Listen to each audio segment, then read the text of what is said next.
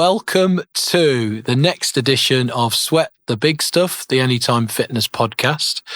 I'm your host, Kieran Smith. I am delighted to have Cam from Love Recruitment here today. Cam, welcome. How are you today? I'm very well. Thank you for having me, first and foremost. Yeah, pleasure to come in. Thank you for being our guest. Now, I understand, Cam, you've been on the other end of podcasts. I know there's a popular Love Recruitment podcast that I've watched and listened to many times. Well, more listened to when I've been working out. But you've been on the other side.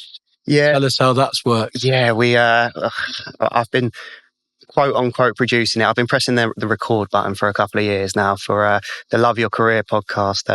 I wanted to call it the Lawrence Everest experience, but he was having none of it. But that's been good. We've had people from all different walks of life in the industry. So we've had CEOs, we've had MDs, we've had anyone you can think of. We had Andy Thompson came on.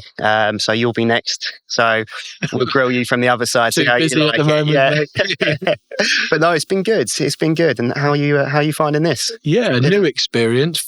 Fourth time now. Yeah. Really enjoying it, to be honest. We've had some great guests, which helps. And I'm not happy about that because I've just seen who I've got to follow. So cheers for that. Yeah. What do the guys back in the office feel about you being chosen? Are they all egging you on and looking forward to hearing what you've got to say? I think Lawrence, Maddie, Abby and Tom were all busy. So then Hells was going to be, she's in Birmingham. So they said, right, no one else can do it. So you pop down. Not true. You were the first choice. So Cam, I've worked with you for the past 5 years. Has it been that long? Yeah, it has. And it's gone really quickly. You helped us with some of the early recruits in pre-sales coming out of COVID, which was a strange time. I remember our first one, Inverness. Yeah, that's right. That's how long ago it was. And it's the time definitely has gone really quickly. So before we get into Love Recruitment, I think the idea of why we wanted a recruitment-based podcast is for the listeners that we know tune into this podcast. It's such a crucial part of the journey. Yeah. And I think today is about exploring all things recruitment, understanding the how you would profile a candidate, what a franchisee could do to bring the right kind of people in, what are the various different stages of those that process pre and post recruitment. So I'm excited to tackle all of those points today. It's a subject that's close to my heart. I've moved businesses in the fitness industry for the last 20 years, and it's a really exciting time for both the business that's recruiting the new position and indeed the candidates that are moving to their new roles. So much for us to get stuck into today, but I know a lot about you, but tell us about you as an individual. What do you like doing? I'm a simple man nowadays, Kieran. Football, golf. Not football, golf. Football and golf. Although that's good. Yeah, good. It's never hot enough, is it? Well worth doing. Yeah, I'll give it a go next time, and I'll take it. We'll go out on the course together and see. Football, golf. Chelsea and Celtic has got a weird combination there, as you know, as we talk about often. Music, as we always talk about as well. That's it, really. And you've got Oasis tickets. Got Oasis tickets, July 26th in Wembley. I'll let you know how it goes. That's if they're still together by then. Who knows what's going to happen. 2nd of August for us. Yeah. So fingers crossed that they don't fall out. I'm sure the money might help them to see out the tour. So brilliant. So that's you keep yourself nice and busy outside Love Recruitment. Now, spending time with my partner, because she might listen to this. So I just need to remember that one as well. Good. We'll edit that out. So that was the first thing you said. No problem. So Love Recruitment are well known to Anytime Fitness, has been a recruitment partner of ours for a long time now. Tell us about Love Recruitment. How does it work? Yeah, so we were founded 10 years ago this year. So we've had our 10-year anniversary, which is great. We've been working with you guys for 9 years of that. So we seem to know the business quite well, hopefully, which has been great. We were founded by Abby and Lawrence, who are probably two of the most well-known men within the fitness industry anyway. So they used to work at another recruitment place, and they decided they wanted to start their own. They started Love Recruitment as its own singular business. And then they brought on a gentleman called Tom. Tom is the managing director of our sister business, Love Childcare Recruitment. Abby is now managing our Love International, so he's working with all the international fitness business as well. We've got Maddie, who runs our recruitment. He's our recruitment director, who kind of runs the day to day. And then you've got myself and Helen that sit underneath her. So it's quite I would say a well-known team. I think Maddie and Hells get themselves out there. Me, not so much. I'm not as big on LinkedIn and that kind of thing. But we kind of deal with recruitment from front ends all the way through. We've got a couple of options that when we work with you guys, what we'll do is a full service or a advertising. So advertising is something slightly different. That's another business that Kelly is running. I'm shouting out the whole company here at the moment, but I think one of the key things about the people that you've mentioned, there's years upon years of fitness industry experience. They've done some of the roles that you're now recruiting for us. So I think that level of understanding of walking those shoes day in, day out of the individuals that you're trying to support to recruit for us, I think that helps, Cam, doesn't it? So, yeah, because everyone has come from an operator. I myself did 10 years with David Lloyd before moving on. I think Mads was with LA Fitness. Everyone's either worked for LA Fitness or Virgin Active or David Lloyd at some point. Hells was a GM for Virgin Active out in Singapore. Got Abs was VA. Lawrence worked at LA Fitness. Everyone has, as you say, kind of walked in the shoes of an owner or a manager. So hopefully we've got that little bit of believability there as well. So you've been working with us for 9 years. I think lots has changed in that time. We had the pandemic. I don't want to dwell on that really. It was a challenging time, particularly for the fitness industry. One, I think every operator in the country can be incredibly proud of how well they came out of that. Yeah. I started over 20 years ago and we were in single digit penetration numbers for gyms. And I think anecdotally there was so many more pubs and younger people back then were, it was a much more popular activity than perhaps going to the gym. But I've just made a note of some stats here. So from the leisure database, there's now over 7,200 gyms in the UK, 11.3 million members now with a 16.6% penetration rate. So I've been in the industry for over 20 years and I remember when they were single digit numbers. So the growth has been really strong. We're behind some other countries, I know, but we're closing that gap really quickly and we're on the march. Those positive statistics, how has that impacted you and sort of the wider perspective from the industry of how it's helping with recruitment and what have those increases done for you guys day to day? Yeah, I think firstly, I think it would be remiss not to mention what actually happens with COVID for our industry. Unfortunately, a lot of people left the industry. They couldn't work, so they were going to go out. I think you look at places like hospitality as well. When that face-to-face interactions couldn't happen, people unfortunately left. So for a while, there was a real gap in talent, and we had people in the industry, but did we have enough qualified people? Did we have enough people that had the skills to do it? And I think it was hard for a while. We've seen a lot more people coming back recently, to the extent it's actually a very candidate-driven market now. And what I mean by that is that there's less roles for more roles for less candidates. Sorry, so you have better choice as a candidate. You can say, right, I'm probably interviewing for 3 or 4 at the same time, which is great. It means that we are in a need for candidates. But also that makes recruitment a little bit harder from anyone's side because you have to stand out as a place of work now, rather than they're interviewing you as much as you're interviewing them nowadays. Whereas pre-COVID, if you interviewed one person, that they might not have had 3 or 4 opportunities. So now it's just that little bit harder to get the right person in because there's so many opportunities for people, which is great. I'm not disputing that at all. If you've got 5 or 6 gyms open that you could go and work at, that's amazing. We've got a healthier nation because of it. So it's positive, but let's be realistic. It's a little bit harder for recruitment as well. Yeah, sure. Where do you see that, say, in 5 years? Where do you see that going? The fitness industry in general, but to your point just there, what's that going to look like in 5 years, Gav? Oh, that's a question and a half. I think there's so many ways it could. Who knows how AI is going to affect everything as well? And I don't think AI is anything to be scared of. I think we need to embrace it. I think in recruitment we need to embrace it. In fitness we need to embrace it. Augmented reality is going to probably be quite a big thing as well. So you can go to a gym without going to a gym very much anytime soon. I think instead of just standing at home doing a class, you can put on a headset and you could be joined by 10 other people at the same time. Who knows how that's going to pan out? But I think the trends we've seen, there's more gyms opening up. So I think that's going to be more jobs for people. The boutique market's getting big. What you guys have done great is pivot to have a boutique feel to it as well, instead of just feeling like a high street gym. You've embraced group exercise and functional fitness. High Rocks is only going to get bigger and bigger over the course of the years. So there's so many trends in the industry now.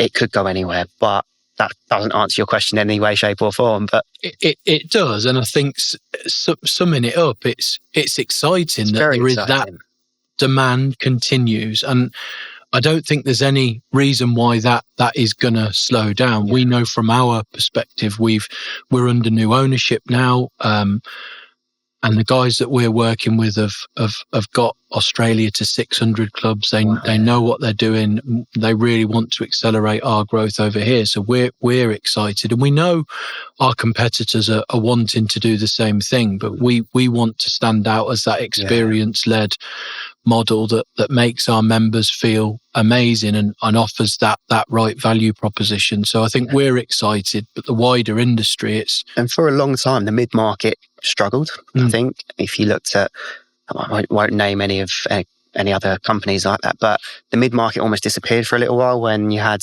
your budget ends, which your value for money, and I don't like the term budget. I don't think that's fair on some, but where there was a real gap was not going to a health club and not going to a value for money gym. And you've got that kind of in between where you can spend 50, 60, 70 pounds on a membership to still have that real touch of quality to it. And that's what you guys have done really well in the last couple of years. And it's very, very noticeable. Yeah, brilliant. Thank you. That means a lot. I think we take great pride in the partnerships that we have with suppliers like yourselves, and you've been a great support in having some key candidates that have come from Love Recruitment into our gyms. And we were talking off camera earlier about someone that's just gone into pre-sale that you placed, and they've had a really, really good week. So more of that to come. You've worked with a lot of franchisees and lots of conversations on the telephone and video calls, and you are always very visible at our events, whether that's summits, conferences, and any networking events. You've met a lot of our franchisees, and you guys are very good at that. In your opinion, what do you think makes a good franchisee? I think first and foremost, it's not just a business. I think they need to love it. And that doesn't mean they need to love fitness and go into the gym. I think they need to love the community side of things. What, again, you guys do really well is community. You don't have huge 5,000-6,000 membership bases on purpose. So a franchisee really needs to buy into that first and foremost, I would say. Being quite involved, but not too involved. It depends. If they want to be the manager, if they want to run it going forward, be as involved as possible. Some of the franchisees that we've worked with have done amazing with that. I'm going to shout him out because he was just in here. Nazim was really involved when he started with Gerrard's Cross, and they're flying because he was there. He knows all the systems. He knows it in and out, basically. But there's the flip side for some other, like if you're not going to be there in 6 months' time because you want to get a manager in and let them run it as soon as pre-sale's done, don't be too involved. Let them learn, if that makes sense, and make sure that you're giving them the support, but you're not doing it for them. So there's a real fine line between being too involved and not being involved enough. But I think if you've got that passion for it, then it will feel very natural in there anyway, as you all know.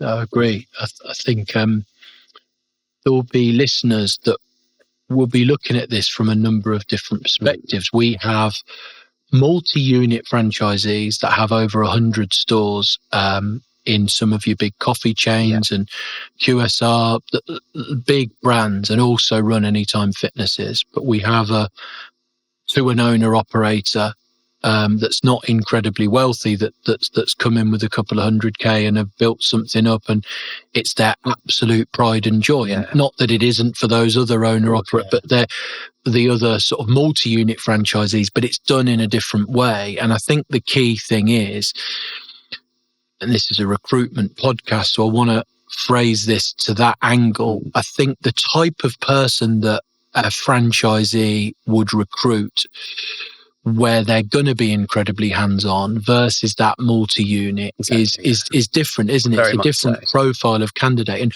both can work for the commercial outputs of the business. But the type of person is different. Could you sort of get into that a little bit? Yeah, absolutely. And I think something that's great about your franchisees is there's not really one type of franchisee that comes in. As you say, there's owner operators, there's people that have got loads and loads of different businesses, and there's some that want to build a business and have 5 or 6 gyms, and then it's such a variety of backgrounds. I think, if I don't mind me asking what you mean by the question, is it more what type of manager would you want if you are involved, if you're not involved? Yeah. Exactly that. What's some of the key difference in profile of that candidate, that if I'm someone that's going to come in and say, I'm going to be quite involved, this is my one business, I'm leaving a corporate job and I'm going to focus on this, versus me as I'm a multi-unit franchise owner or business owner, and I want someone to run that business day to day, and I will satellite in. It will be a lot more remote conversations. Both have worked for us, and we have huge success with both of those examples and anything in between. But what's the typical types of person you would look for from your individual owner that's putting their soul time into this versus ones that just can't be there every day? Yeah, I think there's a couple of caveats to that as well. Is if somebody's coming from a corporate job, how much gym experience do they have? And I don't necessarily mean if they run gyms before. Have they been in and around clubs? Because gyms don't run the same as other businesses, as everyone who's now run a gym knows. It's very, very different. So what you need, somebody who's going to be the fitness expert in that, and that doesn't necessarily mean they know everything about P&L and these kinds of things. They need to know how a gym runs day to day. They need to know about what time it's going to be busy, what times it's going to be empty, when you need to staff, these kinds of things, because that's obviously going to hit your bottom line as well. I think the main thing to look for, and again, going back to that word, is passion as well. So gym managers, I really like gym managers that haven't had years and years and years of experience for you guys, because it's a hands-on role. Well, you get your fingers into every pie, whether it's sales, whether it's operations, whether it's Group X and these kinds of things. So you need to be a hands-on manager. And this is not speaking for every single one, but if there's a manager that's been in there 10, 15 years and they've run big sites, generally they're going to have heads of department that have worked below them. They might not be the right fit for you. So I'm thinking, if a franchisee comes to us and they say we've got a 9,000 square feet site, because I think that's the limit you're allowed, but I'm not entirely sure. We can maybe go slightly more. Okay, now, fine. Yeah, that's about fine. I was trying not to get anyone in trouble then. No, so yeah, if they come to me and say that, and we want a pre-sale of 700 members and we'll top out at 2,000. We're looking for somebody who's been a sales manager or a club manager before. We're not looking for a general manager from a large health club. We're looking for somebody that's had maybe 2 to 3 years experience, who's got a really good track record in delivering sales numbers. Sales, unfortunately and fortunately, if you don't have members, you don't have a gym. So it's the most important thing, especially in a pre-sale. Yeah. What is often forgotten about is their levels of attrition afterwards. If you lose 100 members but you've signed up 99, you've lost one. So you need to worry about how can they build on that community? How can they make people stick? We call it the Velcro. Why do people stick to your gym? Have they got a track record of doing that? Then it's team management. You've got entry-level people. If they don't see a path or a career progression, they're not going to stick around for long. And unfortunately, that happens with membership consultants quite often. It happens with self-employed PTs. They'll come into the business and they'll unfortunately want to progress if there's no progression. And sometimes it's hard in a franchise because you might be single site, you might have 2 sites and you've got great people. How do you keep them within your team? Because they're the lifeblood. They'll keep members happy. So with a club manager, it's that couple of years experience. It's that making sure that they know how to do everything and making sure they've got the personality. It's very likable. You need to keep your members happy. I think that it goes across both demographics. It needs to be that right person. I would say for somebody who's got multiple businesses, probably slightly more experienced than somebody that's just coming into the business and you've got a franchisee who's going to support throughout. Maybe somebody who has worked in a franchise business before, who knows about a franchisee relationship, is always really helpful. Not necessarily from an Anytime, but there are other operators out there that run similar models in terms of how franchisees work. So we'll always look for somebody in that background, but we don't discount anybody. We take everyone at their own merit. We'll interview them thoroughly, and then we'll pass them over to you guys to interview thoroughly as well. So yeah, again, I probably haven't answered your question there because I've gone off on a tangent. You have, so don't worry. Okay. You're doing great. I think it is about understanding those different types of characteristics. You've described that really well, and you touched twice there, Cam, on personalities, and I'm keen to just sidetrack a bit and go into that because I think where you look at someone's CV and you look at their experience, and you touched on someone with, and it's a generalization. I know it doesn't apply to everyone, but I absolutely get what you're saying. Somebody that's maybe been surrounded by lots of heads of department and hasn't got their hands dirty. Where you're looking at those experience levels of somebody's CV, and there's lots of debates out there on how CVs are done and how important they are, and we won't necessarily get right into that. But what's the ratio, without putting a percentage on it, of you seeing and you've seen loads of candidates, their CV on paper versus looking them in the eye, meeting them and getting a feel for those key personality traits? How important is it to consider both is what I'm asking you. I would go as far as saying that personality is more important than CV nowadays, because you can teach everything that you need to learn, but you can't teach personality, unfortunately, and hence why I've never got as far as I wanted to with this personality. But you're very self-deprecating. You shouldn't be. You've done great. I always get told off by Lawrence for that, but yeah, it's just a joke. Personality, because as a franchisee, you need to trust this person. You need to work with them day in, day out, and you need to get along with them. Personality doesn't necessarily mean they have to be the funniest person in the world. They don't have to be the most serious person in the world. You have to trust them, and that's your own personal preference. So that's personality for me is the most important thing, and it's a match between the franchisee and the staff, because they need to trust the franchisee. Yeah, I love that. I think the ability to build relationships between you and that franchise owner as the candidate, your members, retained members, corporates in the community events. I think that club manager, and it goes for all of the roles, they are the face of the club, and members or prospective members are making very quick snapshot judgments about those individuals as a representation of that club. So we can't be fluffy about this. No. You have to get it right. You have to get the right people in. And you can train skills, you're right. But I think having someone that's got that personality and that passion within their role to be able to say, right, every day I get up, I want to make a difference, whether that's hit a target, make a difference to a member's life that day. That's important to us. And we're really wanting as a partnership with you guys to be able to find those candidates out, because we know that if we profiled nearly 200 clubs and we looked at the profiles of every one of those club managers and then maybe the membership advisors and the other roles that we have,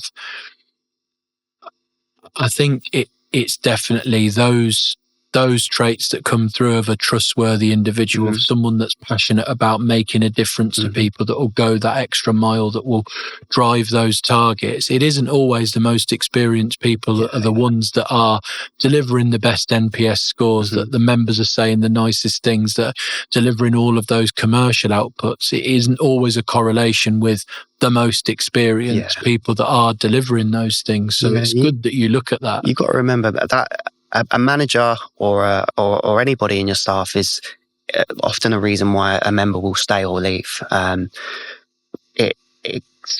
It's true of any level as well, and that could be your entry level people who are just on the gym floor talking to everyone. They create the atmosphere within the business, within the club, and the members don't see behind the scenes. So as good as somebody could be behind the scenes, if they're not out on the gym floor as a front facing person, especially as a manager, then they're probably not right for an Anytime Fitness, I would say. Agreed. You've touched on these points throughout, but I think an opportunity more than anything to talk about Love Recruitment and how you support us in a bit more detail. What do you offer? I mean, ironic, it's a recruitment podcast. It's like I'm interviewing you. I hope it doesn't feel like that, but I think it's really good that for the listeners that are saying, okay, well, I think I could open a gym and I'm passionate about fitness and I've got a good business background, and partnering with Anytime, I feel I can deliver something really special in the community, but I've never recruited someone. How can you, what do you guys do? And let's go into some detail around how you can help a franchisee, what services you provide. So our main service, so we do two main services actually, with you guys, but ours as a Love Recruitment is slightly different to Love Fitness Jobs, which is our separate business. So I'll talk about the full service first. Full service is what it says on the tin there. We do everything.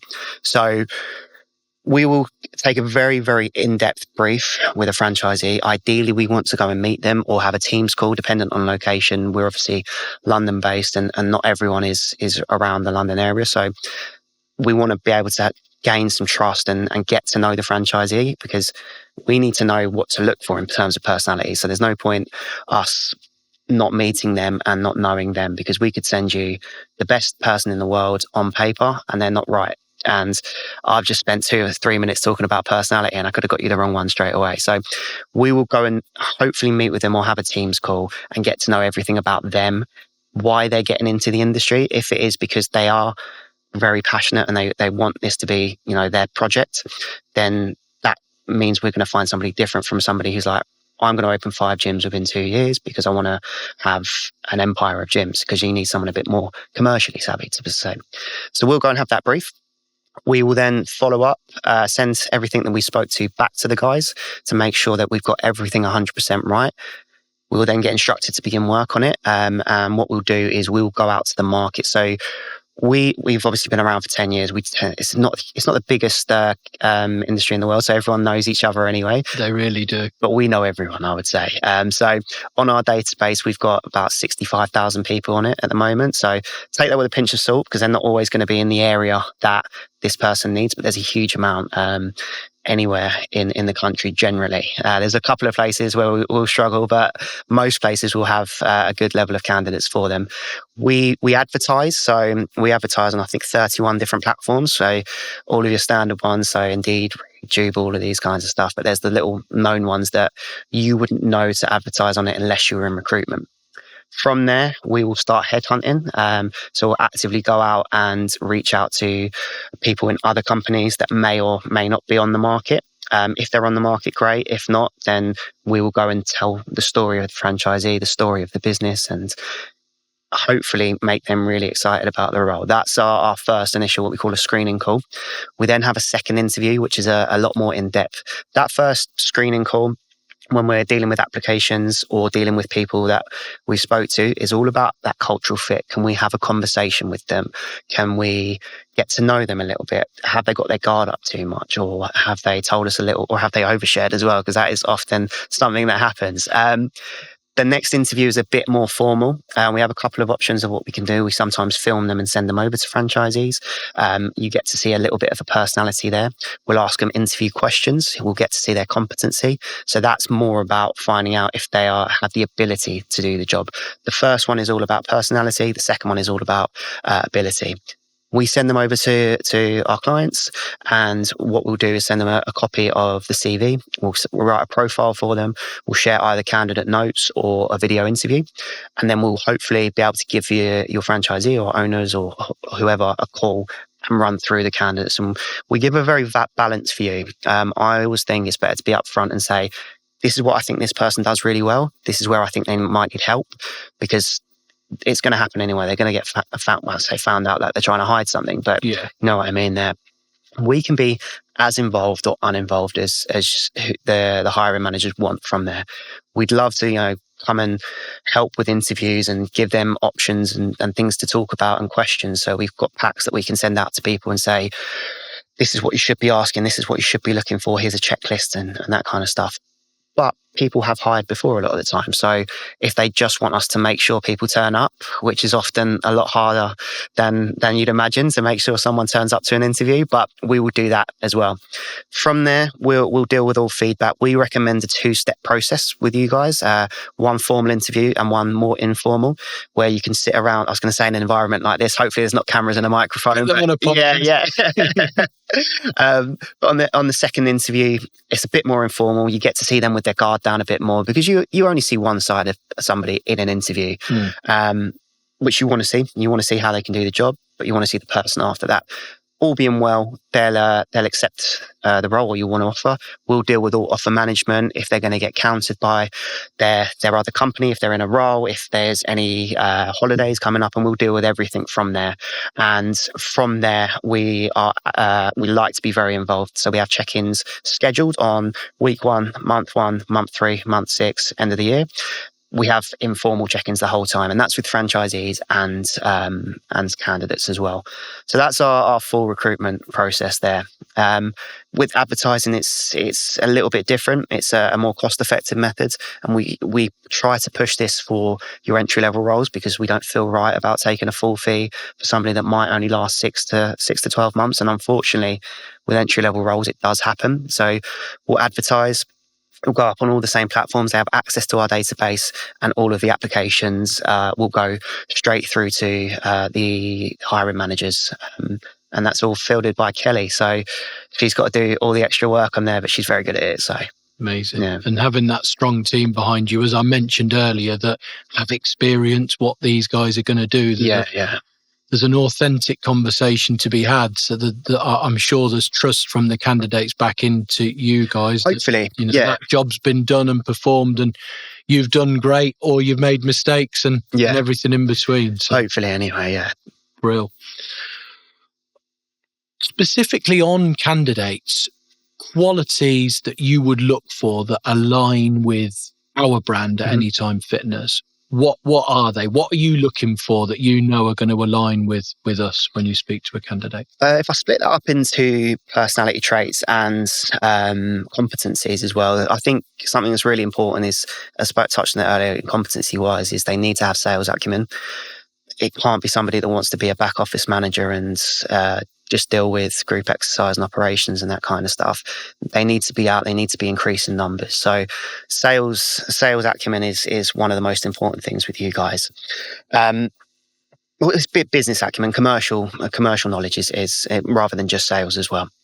From a personality background, everything we've touched on already, they need to be really passionate. They need to be people persons, however it's said. And they need to be strong communicators. They need to really know how to talk to people from an entry level position, because it's a small team in comparison to a lot of other places. You'll get anywhere between sort of 4 to 7 members of staff, if I'm right, across the brand.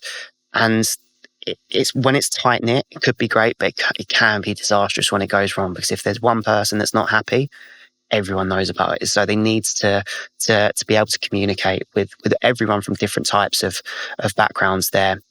They're probably the main things that's about it. what's really telling in an interview process is if someone has applied, they back up their application with a covering letter. That's kind of gone out of the business a little bit, hasn't it? Yeah, but I love it. I love it. It shows that they've taken the time to put one together. It's quite obvious when it's a ChatGPT one nowadays, but they've still gone out of their way to do it. If they're responsive, how quickly they're responsive as well. If it's taken someone 2 or 3 days, it might not be the right person, and it might be just right to say, right, they're not the right person. You can get a feeling with things like that. I've recruited lots of people before, and you do, even in how someone answers the phone and that first 10 seconds, or if they miss a call, how quickly they come back. Same with emails. They are telltale signs, aren't they, often in that early phase of recruitment. And what I love, and again, this is something that's kind of gone out. I don't know if this may sound like an old man, but back in the day when you were applying for jobs and you'd have your first interview, you'd follow up with an email and say, thanks so much for seeing me. I hope to hear from you soon. It could be something that little. It shows that they've got that conscientious side to them as well. So those little things, I think the little things are really, really important there. Yeah, I strongly agree with you, Cam, there. Talk about mistakes now. What are the hiring mistakes that you've seen? And this doesn't have to be just franchisees, just in general, it's all relatable for prospective franchisees here. What are the hiring mistakes and how do you think they can be avoided? Yeah, I think first and foremost, the biggest one is rushing it. Your process needs to be detailed, and I'm going to kind of contradict myself here. Your process needs to be detailed, but it needs to be quite smooth and quick. So when I say rushing it, I don't mean trying to get everything done in 2 steps, because it needs to be quite short. Because if you're going through a process with someone else, they're comparing the 2 processes together. Sure. What I mean by rushing it is thinking, right, this is a bums and seats job. I need to get somebody hired within 2 weeks, because ultimately you're gonna rush it and you're gonna get the wrong person in, unfortunately. What's really important to remember is that, I said it earlier, candidates are interviewing you as much as you're interviewing them nowadays. They've got so many options. You need to make that process as quick, as smooth, and as efficient as possible. Efficiency is probably the best word there. The process actually begins before you've even spoke to them. It will begin looking at your socials. It will begin looking at your reviews online. These types of things are really, really important to people. And, I'm not a big social media man, but you can go on Instagram, you can go on TikTok and see what the community's like in those gyms. So if you've got a strong presence there, that's really important nowadays. Your process with them, I don't like people calling people out of the blue, because I think when you're calling a candidate out of the blue, we get so many spam calls. You probably have 3 or 4 in the last 20 minutes recently anyway. So no one's ever happy to pick up the phone to an unknown number, and you're always a bit of suspicion. So scheduling a call, be on time to that call, because again, it sounds like a very little thing, but you showing that you've got that commitment to them is as important as vice versa. To be on time to that call. Make sure that you know what you're looking for. A club manager is different in so many different places and in different ways. Make sure you know what you want, rather than just saying, right, this guy's been a club manager here. Great, that'll fit. If they're not the right personality fit, if they're not the right cultural fit, then that's not going to happen long term for you guys as well. I think the other parts that are quite important is to make sure that after they've joined, you've kept all the promises you've made. An onboarding process is really, really important. If somebody comes on board and you're like, right, here's the keys, crack on with it, they're not going to feel supported and they're not going to stay around. And it happens, and you'll lose candidates from that. I know that without asking you, because I've seen it myself, and I'm sure you have, when a candidate's left for whatever reason and that feedback's been given. You strip everything back, Cam. We're a long time in work. The fitness industry is you described it earlier as a calling. I think that's a good word. You get into it because you love it. You either love fitness, you love supporting people, you're very social. It's those reasons that pull us all into it. But you do a lot of hours. You'll do evenings, you'll do weekends, you do longer days. You do that because you love it. Yeah. But if you're in the wrong environment and you don't feel like promises are delivered, or you don't feel the onboarding was right, or you don't feel someone's punctual or giving you the time, then you will lose candidates, and they are big mistakes that can be made. You're a long time at work, aren't you? And changing jobs is probably one of the most, I don't want to say traumatic, but it's one of the biggest experiences you can go through because, as you say, you're a long time in work. So deciding to go for something else and changing your whole life is huge. So it's very telling how an employer acts in that situation as well. Is it humane is probably not the right word, but is it an enjoyable process rather than you're keeping someone guessing, you're making them do loads of work for no reason and all these kinds of things. There's so much can go wrong in a process. Make it quick, make it simple, make it efficient, and make it enjoyable, make it personable. Love it. Really, really do. So those are mistakes to think about avoiding, or more to the point, top tips really from you of where you can get it right. So I've really done the opposite of what you asked there, haven't I? No, I think I've seen those mistakes being made. Where they've not done the things that you've said. So yeah, really important points. You've tapped into some of this throughout, but I want to get stuck into it a little bit more if we may. Trends that you're seeing in candidates at the moment, are you seeing things around how important, for example, flexible working or development? I think it's easy to look through the lens of a candidate that they want to earn the most money. We had a chat, didn't we, off camera to say, if you were offered triple the salary or double the salary somewhere else for a job that you hated, would you do it? And we're both in agreement that no, we wouldn't, because you want to get up each day and love what you do and feel good about it. And so actually that isn't looking at it through the lens of a salary. It's job satisfaction or feeling like you belong or working with great people. Are there trends in candidates that you're seeing? That things that they really look for that's important to them outside of maybe just the salary? Yeah, I mean, let's be honest. If you wanted to be a millionaire, you're probably not going to work in the fitness industry. We're not the most well-paid industry. We're an industry people go because they love it, and that needs to be remembered. In terms of trends, yes, definitely. I think there's things that we could do better still. As managers, I think what I've seen quite successfully work in a few companies recently is giving them one day working from home. So there's a bit of admin time or away from the gym. You have to have a well-staffed gym to do that. You can't just have nobody coming in. But that flexibility, that working from home, it is massive. You can go to a lot of other industries and do that. Hours-wise, as you touched on, you can work every hour under the sun. Working in the gym, you could open it, well, not with you guys, but you could open at 6 o'clock in the morning and not finish at 10 until 10 o'clock at night sometimes. So it's making sure that people know that they do have the support behind them. So I've got a really good story actually from somebody who we're actually representing for one of your clubs currently. The first interview that I had with him, we spoke about salary. He said, listen, that's actually a little bit below what I'm on at the moment. However, what I really want is I want to be mentored. I want to potentially open my own gym one day. And by that, I want to be going into somewhere that has got plans for me going forward. We did a pulse survey.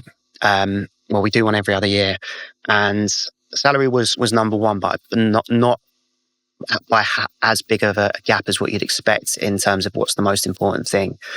Work-life balance is obviously really important. People's wellness and mental health is become one of the... Did they feature really high? They did, yeah. And COVID pushed that in, quite rightly so as well. I think people realise that going to work isn't the be-all and end-all of your life, so you have to enjoy it when you're there. So those are really important. Community and belonging in a team, as you said, is something that's massive. If you enjoy going to work and you love the people that you go to work with, you'll stay there for longer. If it's just a job, then you'll look along for the next best paying job there. Some of the other things were just around development. Now, development, I would say, is probably one of the most important things now. So that doesn't need to be linear progression in terms of I want to come as an assistant manager and become a general manager and then a regional manager and that kind of thing. It can be, how are they going to develop me as a person? Can I go on courses part funded, or will they support me with additional time off to go and do these types of professional development? So business, how how to actually run a business, how to learn from your managers, or going to do courses on business studies seems to crop up quite a lot because people want to own their own gyms. They want to buy into Anytime Fitness. They want to be a part of what they're working in. So those are really, really big things. I think continual professional development is the one that's neglected the most. Very, very interesting. I think that development as a person, a role you go into isn't always, it can be different, and you can start a position. I know that from myself at Anytime Fitness, the amount of things that I've been involved with. Yeah. When I joined nearly 5 years ago, I didn't think I'd be hosting a podcast as an example. And it's been look at you now, yeah. Exactly. It's been really enjoyable to do something like this and get guests on that have got really inspirational stories and some really helpful tips that you've delivered today for people that want to take that venture into business and build their own team. So I think those points will resonate with the people listening, but I certainly grasp what you're saying there, in that you've got to enjoy it, and it isn't just what's that next role for me. It may be you've improved my confidence. You've given me a platform to be able to try different things. You've put me in maybe slightly uncomfortable positions, and I've flourished because I've gained confidence through things. And I think you can definitely see those leadership qualities.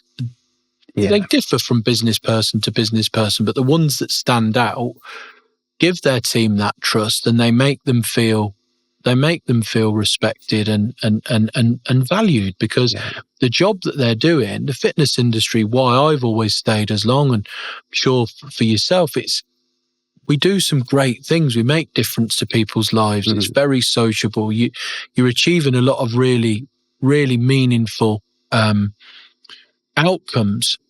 So I think that those candidates that are coming in, we want them to feel part of something, and it's the franchise owner that's going to do that. That's going to make that person feel those things and feel that, I can really trust this owner. I can build this relationship, and in a year I can see myself in a new role, or it might be having a newfound confidence to do something that perhaps makes me feel uncomfortable today. So, and your franchisees come from such varied backgrounds that they've got so much knowledge to impart to candidates, and they want to be sponges to that. If you've got somebody that's had a real high level career in banking, they've made loads of money.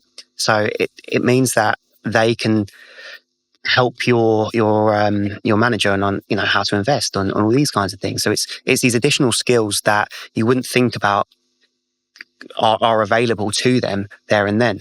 I'd be a sponge around a franchisee and just try to learn as much as possible, because if they're successful enough to own a gym, then they've got knowledge that I wouldn't have there. So I think it's really important. Yeah, agreed completely. How involved? This is such an open-ended question, so answer it as you see fit, really. How involved should a franchisee be? Let's talk club managers. How involved should they be in recruiting a club manager? Yeah, really involved, I would say. They need to trust the person that's coming in, so they need to be as involved as possible. But they need to, if they've recruited somebody, and this is a mistake we've seen quite a lot, if they recruited somebody in a new opening and they're around for the first 3 months solidly, like day in, day out, and then they suddenly go, right, we've been really successful, I'm not going to come in anymore. That means the manager's lost a big support there, and they'll struggle a little bit. So that's kind of after recruitment. But during the recruitment process, they need to be really involved, because they need to be trusting of the manager coming in. It needs to be a thorough process. We'll give you as much information if we're working on your role as possible, but they need to make up their own minds and own decisions on that. So they need to be really, really involved. Yeah, they're whatever candidate they take forward, that they need a strong relationship moving forward, don't they? Because they're going to be the people that's executing day to day what the brand values are and what we stand for. You speak to them more than your family 9 times out of 10. So 100%. Yeah, it's true. And I'm sure you feel the same about the people that you work with. We spend so many hours doing our thing at work that It's got to feel good, and you've got to feel like that trust with the leader or the owner within the context that we're talking here is there, and that's got to work both ways. You talked earlier about it being a candidate's market, and with the growth of the industry, there are more opportunities. There's more gyms opening. And I think I can't help but feel sometimes that two-way interview process can get missed, Cam. We ask those standard questions about, well, what can you bring for me? What can you do? How can you deliver these targets? Of course, that's important. You need someone to execute that. Yeah. But by the same token, you have got to make sure that, what can I do for you? Yeah. What are those perks? What are those benefits? How am I going to make you feel part of something that matters? And I think the only way you can actually understand that is understand the person. Yeah. What are their personal values? What if they were having their workplace values? I remember doing this exercise many years ago for a manager of mine to understand what was important to me. You need to know that from the start, because I think you can tailor then your benefits, your support, your coaching, your leadership style all around what that means to that person. Yeah, it needs to be personalised. You know, what does progression look like to me might be completely different what progression looks like to you. So if you're saying, right, I've got this set in stone that I'm going to have a club manager and then they're going to be a regional manager, but they don't want to be a regional manager. They want to be a very good club manager who wants to do some PT on the side. You've got the flexibility to do that and keep that. You just need to get to know that candidate and make sure that what you want and what you can offer aligns with what they want. Totally. And I think you can't be afraid or be too prescriptive to say, is this route? Because actually that conversation with the candidate may be, I want to come in every day, do the very best for you as the owner. Yeah.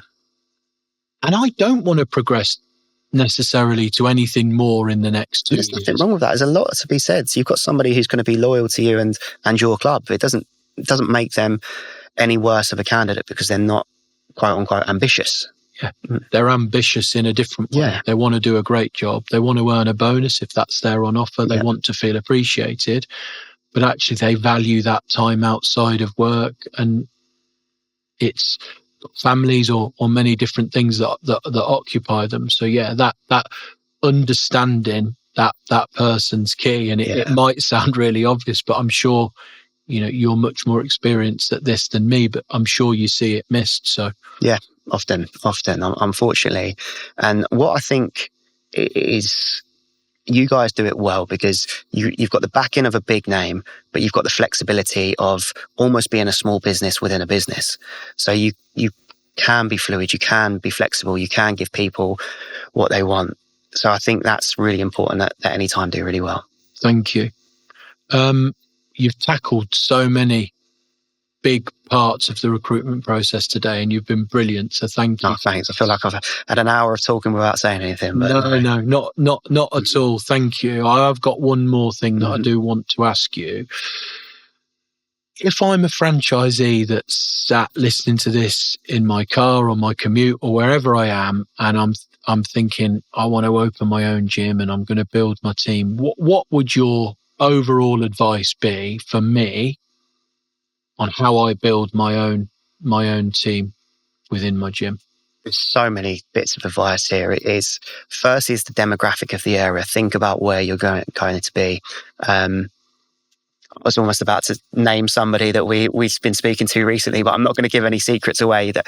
That person knows where their next club's going to be. They've researched the demographics, so they know the type of members that are going to be there. So they're going to know what staff they need. It can't be, if you've got an aging population around you, then you're not going to have a massively really young team because it's hard to relate. So I think knowing your demographic is going to be really important. Knowing what type of gym you want. If you want it to be, all social media, Instagram and Hyrox and all these kinds of things, then get the right staff and get the people that want to do that. I think knowing firstly, go to Anytime Fitness. I'll give you a shout out there as well. But good man. Yeah, and just make sure that you know what you want. You can't be unclear about what you want from your gym, basically.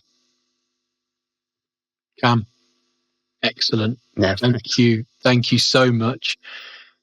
It's not an easy job being a guest. You've been the other side of the camera and the other side of the microphone. So you have been brilliant today. Thank you so much. I'm sure everyone that's checked this podcast out will get some really key tips on how to build their team, because it is one of the most important things that they're going to do. So thank you for tackling those big subjects with us today. Thank you for having me. Yeah. Thanks, Cam.